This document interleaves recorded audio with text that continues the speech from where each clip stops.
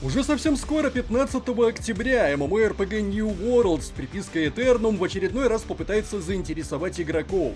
Правда, на этот раз к общему веселью должны присоединиться также игроки с консолей, на которых компания Amazon, ответственная за выпуск игры, делает очень большие ставки, если не сказать больше. В любом случае, я следил за этой MMORPG буквально с первого альфа-теста, поэтому вполне логично будет, хотел сказать, проводить ее в последний путь.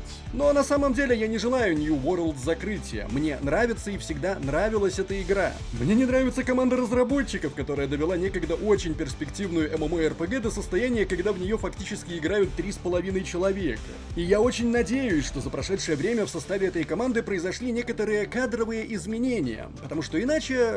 Впрочем, давайте обо всем по порядку. Не забываем подписываться на канал, напоминаю, это лучшее, что вы можете сделать, чтобы поддержать нас на ютубе. Также довожу до вашего сведения, что наш контент теперь дублируется на отечественных площадках, в ВК и на Рутуб. Все ссылки, разумеется, есть в описании. Ну и традиционно обращаю ваше внимание на мой телеграм. Если хотите быть в курсе самых свежих новостей в жанре MMORPG с моими комментариями, общаться вживую в чатике, получать вовремя все анонсы, милости прошу к нашему шалашу. Меня зовут Мадлер, это портал Гохаруи, мы начинаем. Итак, New World. Я прекрасно помню, как году еще в 2017-м, наверное, мне пришло приглашение на первый альфа-тест в MMO Survival под названием New World. Помню, подкупало то, что игра была от Amazon Games, которая тогда еще была темной лошадкой на рынке. Мол, имея все деньги мира, уж эти ребята-то точно чего-нибудь смогут. Да, это сейчас мы все такие тут прекрасные, умудренные опытом, знаем, что из себя представляет Amazon Games. А тогда мне казалось, а что им может помешать сделать качественную ММО? Тем более я также прекрасно помню, как я нашел там русскую гильдию на первом альфа-тестировании, мы сражались за мобов с другими игроками, и я подумал, это же прям готовая MMORPG. Вот из этой игры надо делать не MMO Survival, а MMORPG. Все как будто бы для этого есть. И похоже, так думал не один я, потому что где-то через плюс-минус полгода молчания Amazon Games вдруг объявила, что работает над новой уже MMORPG New World. Честно говоря, радости моей не было предела. Я и с жанром предвосхитил события, и, судя по всему, нас ждет когда-нибудь там в светлом будущем очень перспективная MMORPG. И здесь нужно отдать должное, я опять предвосхитил развитие событий, нас действительно ожидала очень перспективная MMORPG. Проблема заключалась лишь в том, что исключительно перспективами все дело и ограничилось. И ограничивается по сей день. Я не буду сейчас уходить в очередной раз во все подробности истории становления и падения New World. Для этого у нас есть отдельный целый плейлист. Напомню лишь, что в игре сильно порезали PvP, очень долго кормили ожиданиями и переносами, а когда релиз все-таки случился, оказалось, что разработчики к нему абсолютно не готовы. Да, я уверен, все мы прекрасно помним вот эти вот километровые очереди, которые по времени, я уже даже не помню, насколько растянулись. Неделями люди не могли попасть на нужные им серваки. Уходили на другие. Короче, старт разработчики New World полностью провалили. Я понимаю, у всех MMORPG случается релиз. Мы к этому привычны, по сути. Но вот такого жидкого обсера я, честно говоря, не припомню. И это же ведь только полбеды. Потом люди все-таки худо-бедно рассосались по сервакам. И что началось в самой игре? Дюпы, какие-то эксплойты, отключение аукционов. Короче, играть в это было категорически сложно. Я хотел сказать невозможно, но это неправда. Сложно. Да и контента, честно говоря, было, не вагон и маленькая телега от слова совсем. Чтобы вы понимали, с тех пор мало что изменилось. Баги, дюпы и эксплойты с завидной периодичностью в игре появляются. А контента, справедливости ради, его значительно больше, чем было на ранних этапах развития проекта. Но сказать, что его прям достаточно, язык не поворачивается. По моим подсчетам, где-то от 3 месяцев до полугода полноценной игры. Но люди продолжали в это играть, потому что попали под вот это очарование New World. И я, кстати, в том числе, я до последнего играл, то есть, до момента, о котором я буду сейчас рассказывать, я где-то уже с полгода не играл в игру, а так набегами.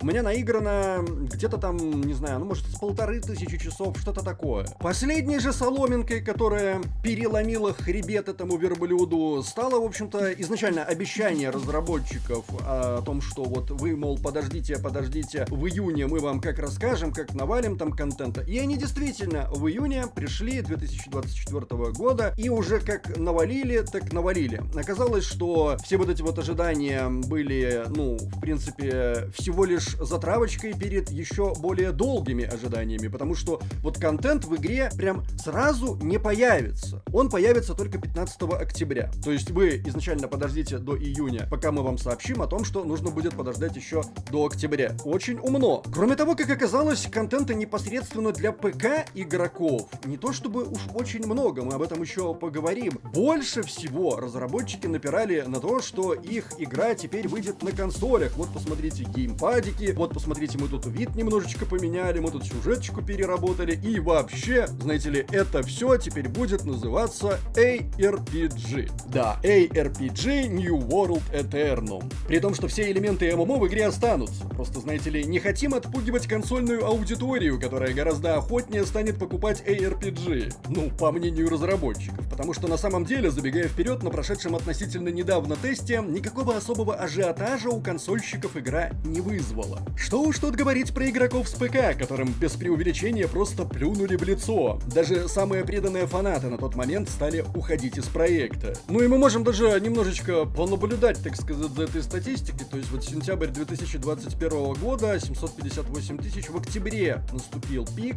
913 тысяч, и, ну, собственно, уже в ноябре это более чем на 50% спад, и дальше все, в общем, становилось-то только хуже.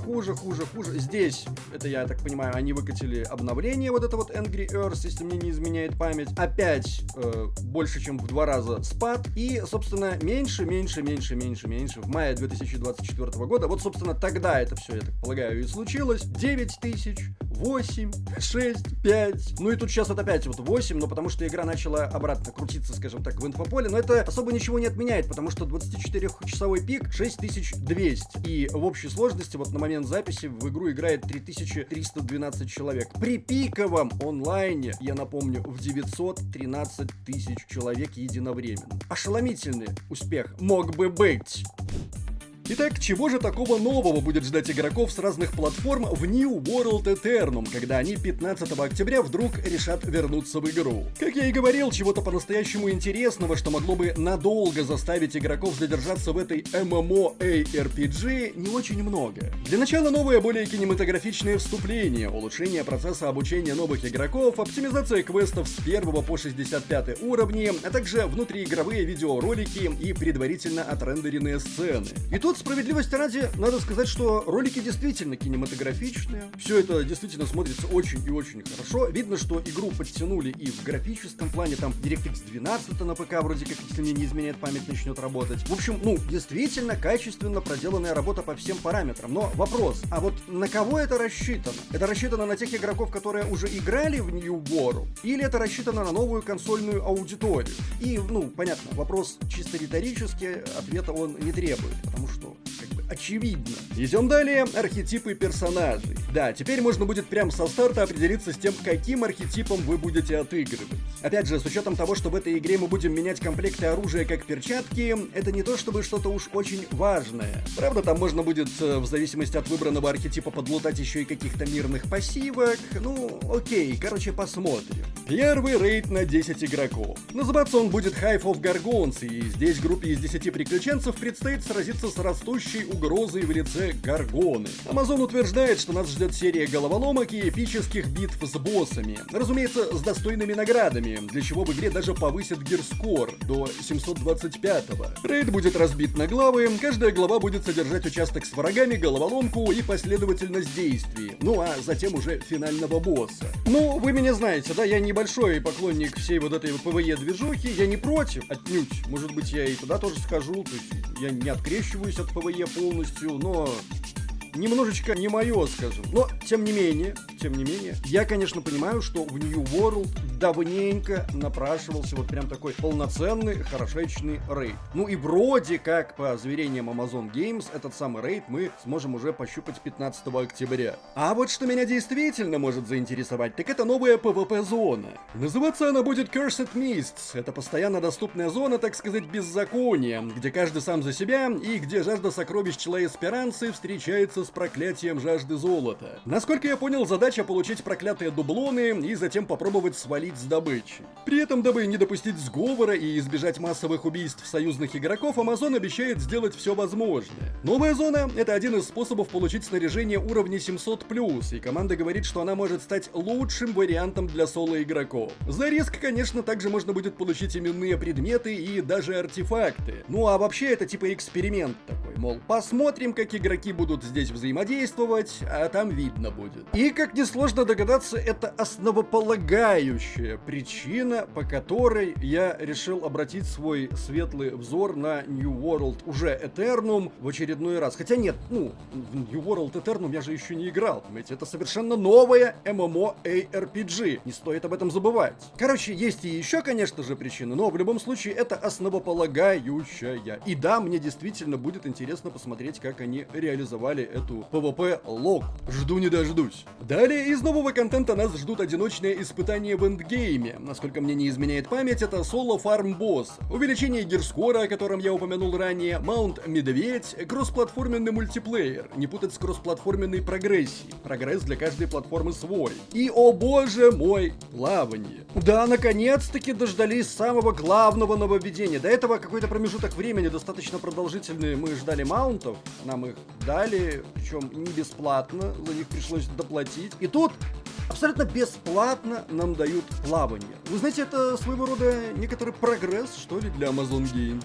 Причем владельцы оригинальной игры и дополнения Rise of the Angry Earth на ПК смогут получить бесплатное обновление до New World Eternum. Если же у вас нет дополнения, то вам придется приобрести его для доступа к обновленной версии. Напомню, сделать это в наших широтах, не прибегая к помощи сторонних сайтов или сервисов, не представляется возможным. Пользователи же, у которых есть только базовая версия игры, получат некоторое улучшение, но не весь новый контент. К слову, игроки на ПК, которые зайдут в игру между 7 июня и 14 октября, получат доступ к маунту Азот Stalker Direwolf Mount.